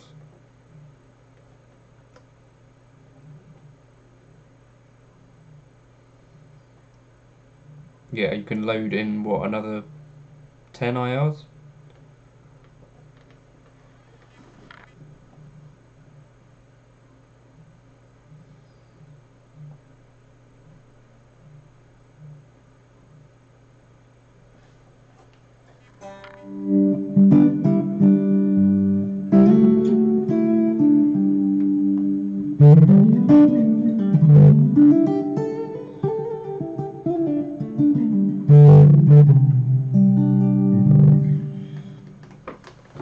So it's kind of one of those curiosity things, you see like a device is always interested to do it, and hopefully I might be able to. Cheers, Rog. Thanks for stopping by. I'm probably going to stop in a sec. But yeah, I thought it might be interesting to try it. Obviously the HX Stomp isn't going anywhere.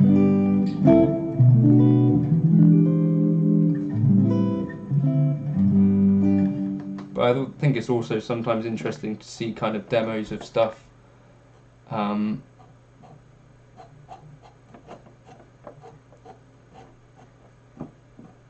handful of demos of stuff where there's not like overly necessarily processed, but it's heard in context, which is kind of what I do. I think that can be vaguely helpful for some people.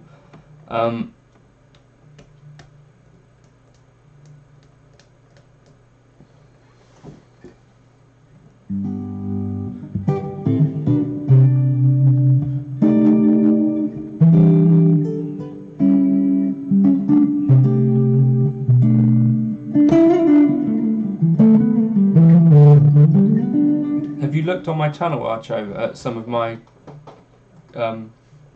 dude demos? Like, there's quite a lot of them. Let me try and find one.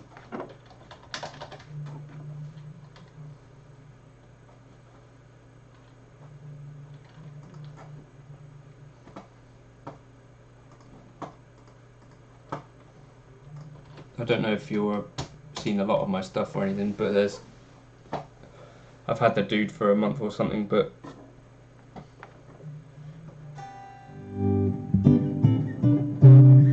in terms of Dumble type pedals, I wouldn't say that the Mad Professor cymbal is.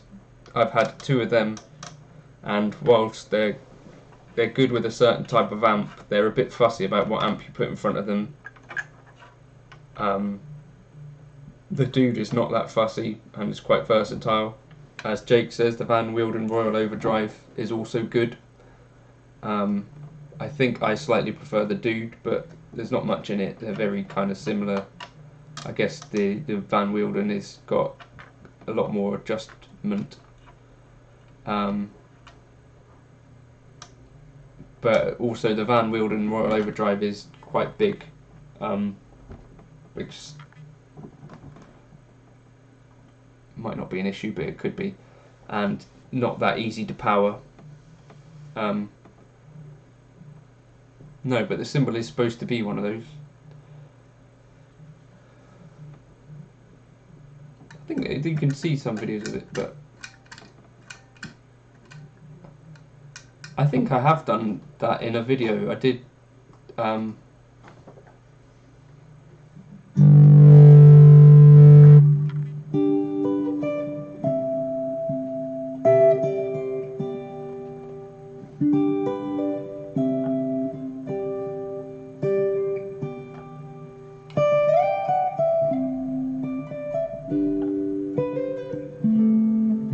Jake should know about a Dumble feel because he's got one. He got the chassis changed into a Kemper stage.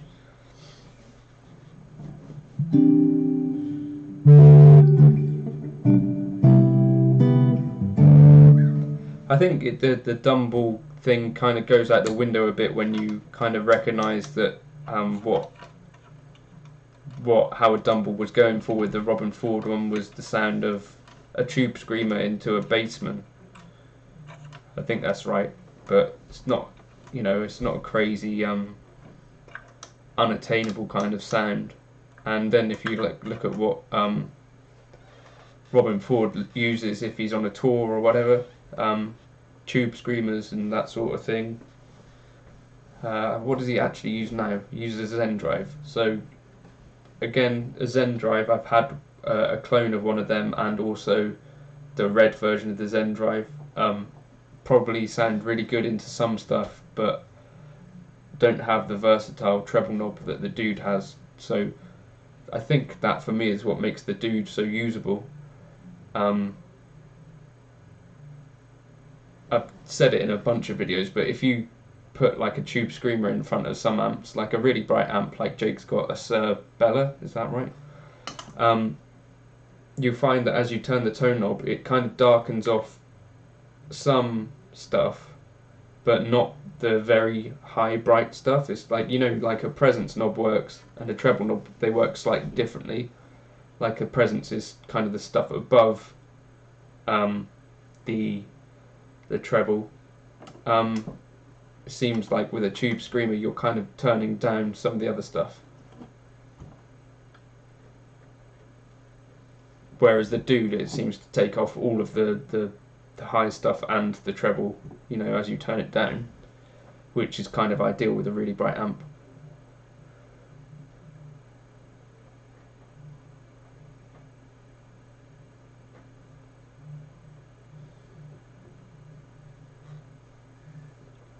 But also the thing with those kind of players is I think they're very, very loud.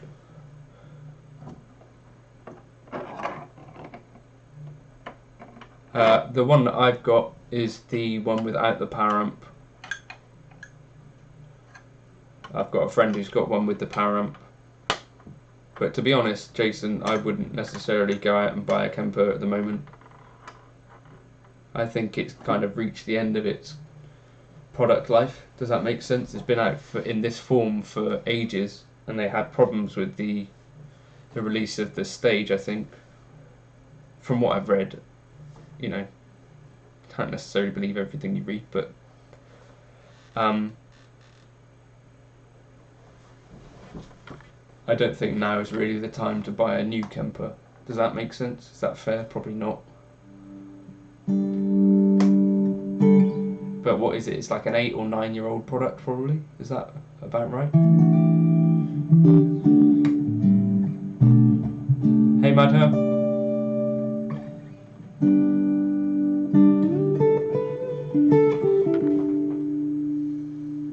Oh, that was something I was supposed to do for Ruben today. Sorry, I didn't do that. See if anyone recognizes this hymn. Let me just change my delay setting to, I don't know, what do I want? What would backmask me? That was a reverse thing, is it? What's echo verb?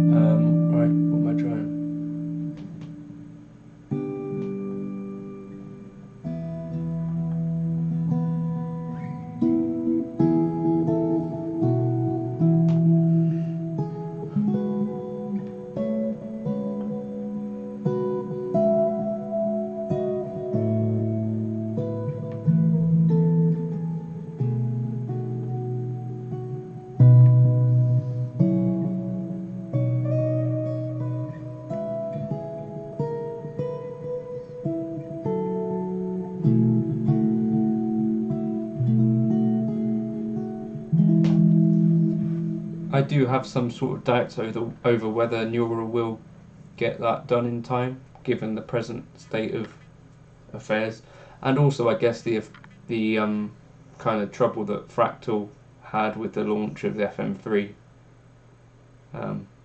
It's been quite interesting to see.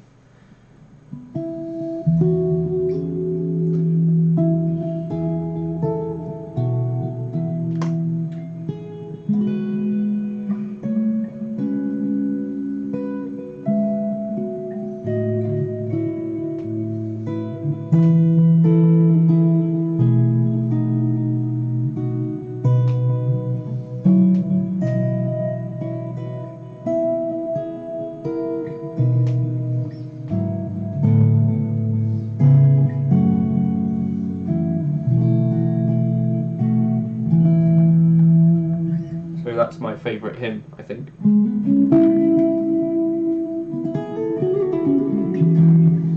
I'm going to change amps again to something else. That was a bit bassy, whatever that was supposed to be. Here's a Bassman Bright.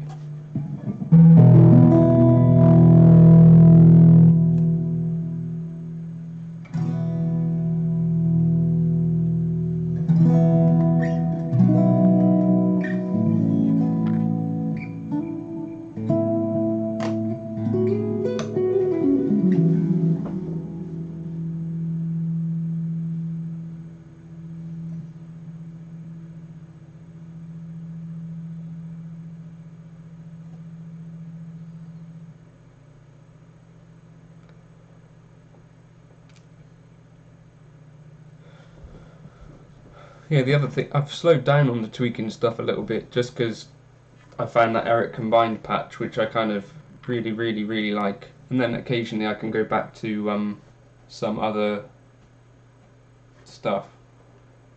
Hybrid picking, I'm not a hybrid picker except for if I'm playing chord melody.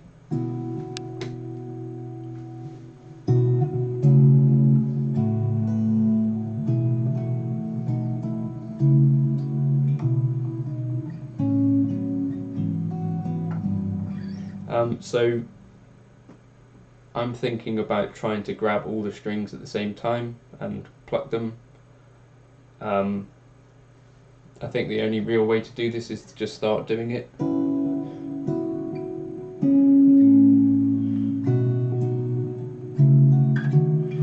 To start with, you sort of get your fingers in the way of each other and in the way of the strings. That will start to go away with time.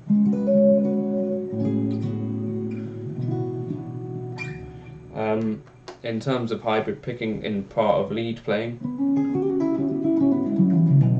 I don't do that, so I've got no advice on that.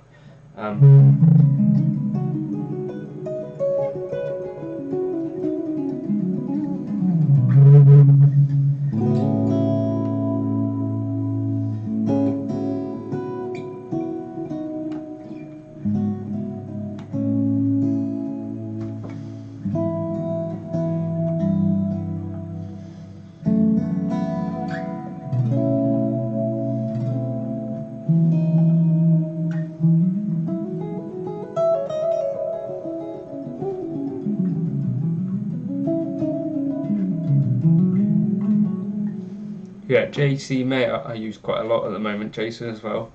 That one's quite a good one, I think. And the hot jazz tone one is kind of good for lead playing. Saw someone do a little video with using that tone. They sounded really good from what they were doing. JC Zen lead I really like. Where did I study? At home. I went to university for 2 years, but I didn't really learn anything there. So I've been playing piano since I was 5. Picked up a guitar when I was 8, and sort of self-taught all the way,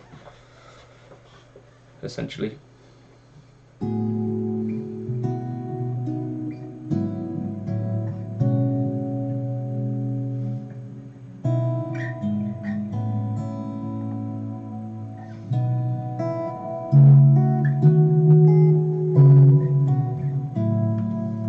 So all of the theory stuff comes from piano, basically.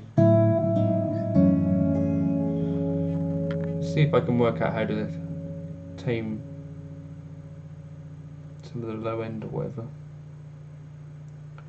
No, nothing. No, there's no real reason for it, Johan, except that I never felt that I needed to use my fingers, because I used to practice.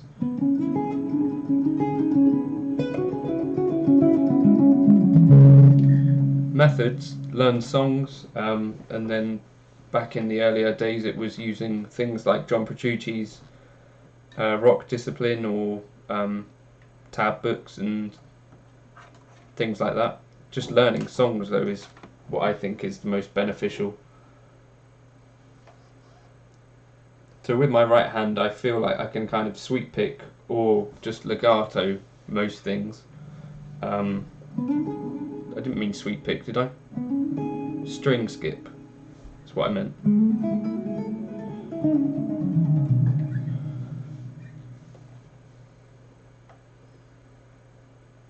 Cool. Which one did you like best out of those, Jason? If you don't mind me asking. I quite like the Timmy, but I'm not sure I'd like it on that particular patch. I was looking for like a really smooth kind of sound on that one. But yeah, just look at scales and look at arpeggios, technique stuff. Those are the things that I spent time learning, I guess.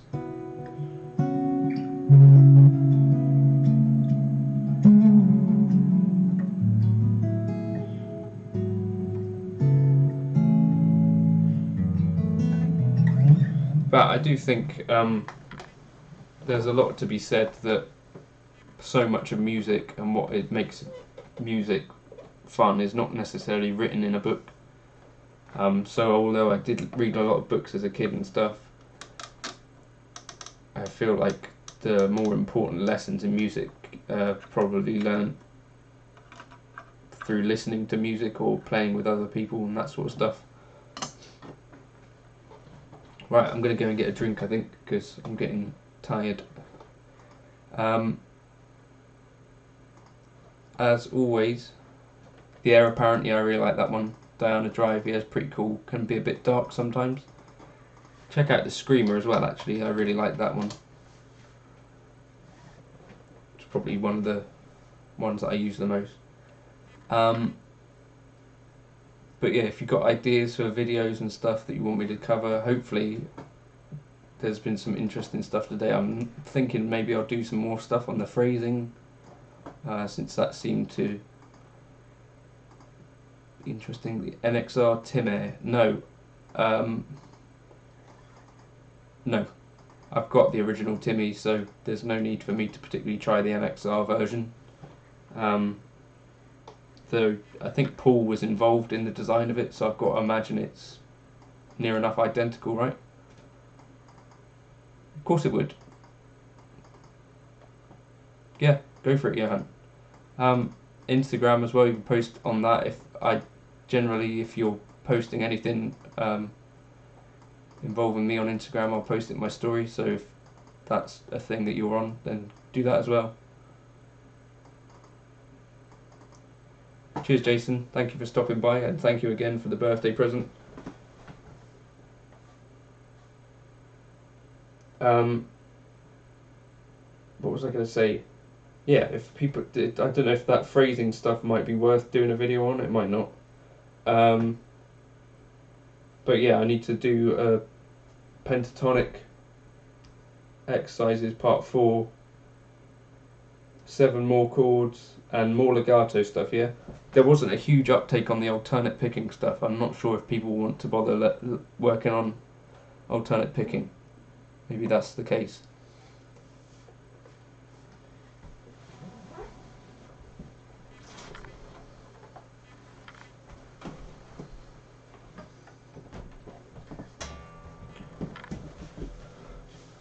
Right, I'm going to turn off this now.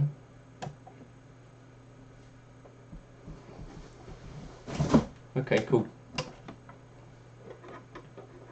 And Archow, I think I would recommend the do to anyone who likes my tone. What did you miss on that lick that I said about? Okay, right, I'll try and do that. Lee, you missed me saying goodbye. Cheers, Johan. Yeah, feel free to use my backing tracks for stuff if you've got things that you want to play. And yeah, I'll be sure to give you a shout out on Instagram if you tag me in that. If that's the thing that you'd be interested in. Lee, I was just saying that I think I'm probably going to try and do a video on the phrasing stuff that we were talking about if it was helpful. And I'm also reminding myself that I need to do the 7 more chords thing.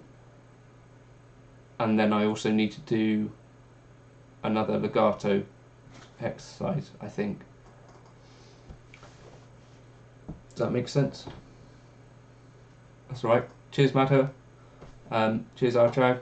And cheers, Lee. Cheers, Jake. Cheers, Jason. Cheers, Johan. And anyone else who's lurking, not talking. That's cool. Cheers.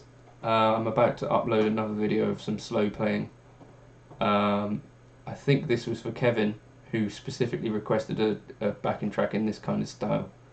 So he's not here right now, but I'm sure he'll be lurking about at some point. So thank you everyone for joining in and making this not just me talking to myself. Do appreciate it. Thanks for everyone for the birthday wishes yesterday. I can confirm that 31 feels exactly the same as 30. So there is that. Right, cool. Thank you everyone.